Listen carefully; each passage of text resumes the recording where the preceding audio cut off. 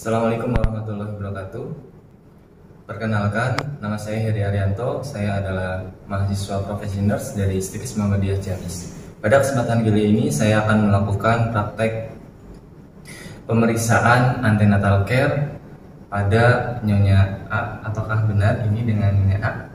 Umurnya 28 tahun, berasal dari Ciamis Kota. Ya, oke. Baik, saya akan melakukan pemeriksaan fisik antenatal care ya. Tujuan daripada pemeriksaan antenatal care yaitu untuk menentukan berapa minggu kehamilan dan untuk menentukan tinggi fundus uteri dan juga untuk menentukan kesehatan ibu, apakah nanti dalam kehamilannya itu ada komplikasi lain atau tidak.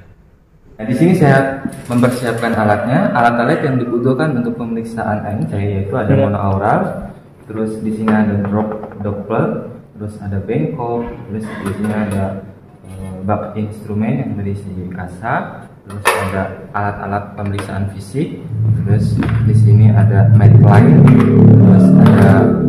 terus ini ada reflex hammer. Nah, di sini ada mop yang berisi kapas. Nah, ini untuk membersihkan genitalia. Nah, terus jangan lupa juga ada gel, yaitu untuk nantinya pemeriksaan DJJ. Oke, langkah yang pertama yaitu saya akan melakukan pemeriksaan tanda-tanda vital terhadap Nyonya A.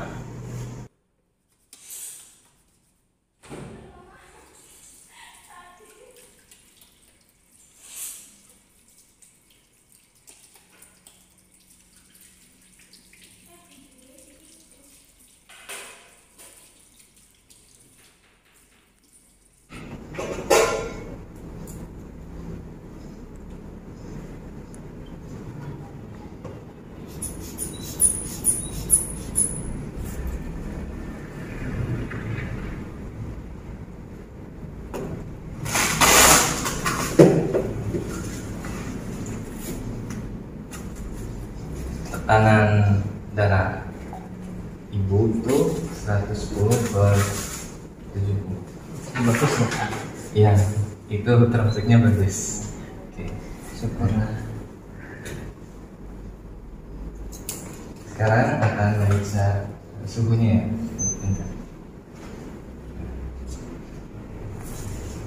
Sambil diperiksa suhu, saya juga akan mengecek nadinya sama pernapasan dalam waktu 1 menit.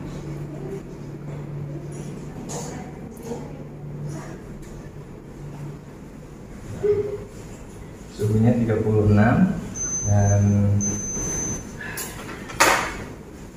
nadinya itu 85, respirasinya 19 kali per menit. Untuk langkah selanjutnya saya akan melakukan pemeriksaan itu tuh dimulai dari ujung kepala sampai ujung kaki. Nah, yang di kepala yaitu inspeksi sama palpasi. Kita lihat, lalu diraba bagaimana warna rambutnya, terus apakah di kepalanya itu ada benjolan atau tidak. Nah, matanya melihat ke atas. Kita lihat seleranya, apakah pucat atau tidak. Nah, jika pucat berarti menandakan bahwa ibu itu anemis. Nah, setelah itu juga bisa dicek hidungnya, lubang hidungnya, apakah ada polip, ada benjolan di hidung. Ibu menengadah ke atas. Nah, oke, mulutnya bersih ya Bu. Nah, setelah itu dicek bagian area leher. Diraba apakah ada benjolan atau ada pembesaran kelenjar getah bening di bagian leher. Tidak ada. Setelah pemeriksaan di area kepala, lalu turun ke bagian dada, yaitu di payudara. Maaf ibu, saya bukan dulu. Di payudara ini yaitu diinspeksi sama palpasi. Dilihat payudaranya apakah simetris atau tidak, lalu di palpasi apakah ada benjolan atau tidak.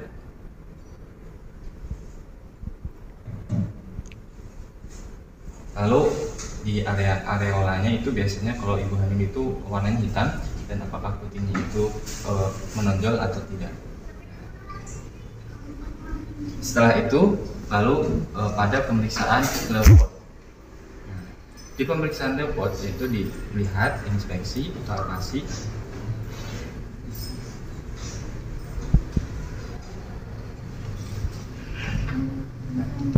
Di pemeriksaan Leuport pertama yaitu pemeriksa dari arah sini mengumpulkan ini untuk menentukan tinggi fundus uteri. Lalu diukur menggunakan midline.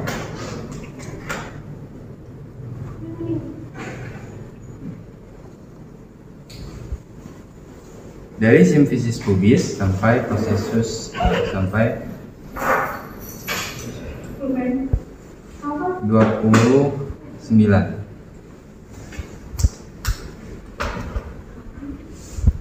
Nah, terus di pemeriksaan Leuport yang kedua yaitu menentukan bagian punggung di sini. Itu caranya ditekan lalu diraba. Yang terasanya di sini apa? Jika besar terus agak keras berarti itu punggung.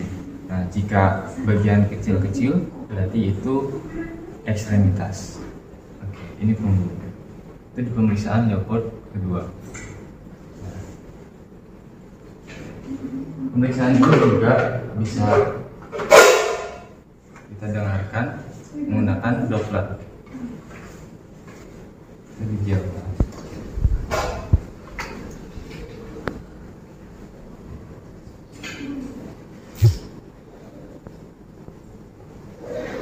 Nah, cara menggunakan Doppler yaitu 5 detik pertama, 5 detik kedua, dan 5 detik ketiga. Itu dijumlahkan lalu dikali 3. Normal dari DJJ yaitu 120 sampai 160.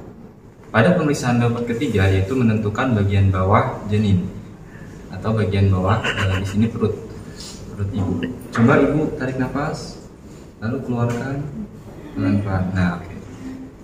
Ini udah teraba ada kepala di bagian bawah. Terus untuk Leuport keempat yaitu posisi pemeriksaan di atas di bagian samping atau di atas ibu, caranya seperti ini. Nah, ini untuk menentukan seberapa besar janin itu udah masuk ke PAP. Jadi seberapa lebar. Jadi kalau tangan pemeriksa itu nggak nyambung seperti ini, nggak bersentuhan, berarti itu sudah masuk ke PAP. Setelah pemeriksaan Leuport di bagian perut, yaitu pemeriksaan genitalia.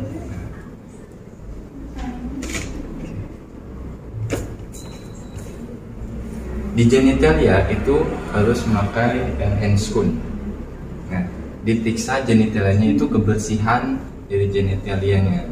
Nah, ketika genitalianya itu kotor, berarti pemeriksa harus membersihkan area genitalia tersebut. Selain di genitalia, juga pemeriksa melakukan pemeriksaan dubur. Caranya yaitu ibu suruh miring. Ibu miring. Diperiksa area duburnya apakah itu ada hemoroid atau tidak. Caranya dengan cara dilihat atau dicolok menggunakan jari.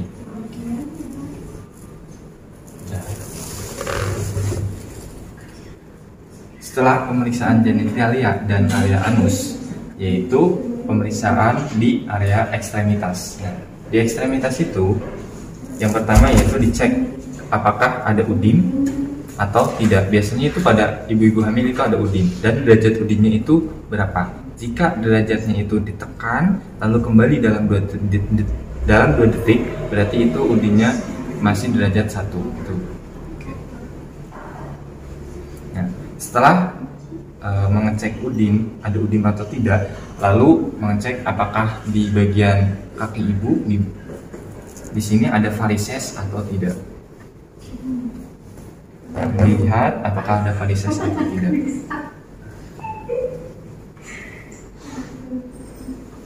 Oke, ibu, saya sudah selesai melakukan pemeriksaan fisik antenatal care. Dan sekarang saya akan menyampaikan kondisi ibu, yaitu TFU-nya setinggi 29 cm dan di fisik ibu tidak ada kelainan, semuanya baik. Sekarang ibu harus meningkatkan nutrisinya ya untuk menjaga janinnya yang dikandung. Pada hari Selasa tanggal 25 Januari tahun 2022, saya, Heri Arianto, telah melakukan pemeriksaan fisik antenatal care kepada Nyonya A yang berumur 28 tahun dari Ciamis. Dengan hasil semuanya baik, tidak ada kelainan pada kehamilan dan juga pada kondisi ibunya. Ditandatangani Heri Arianto.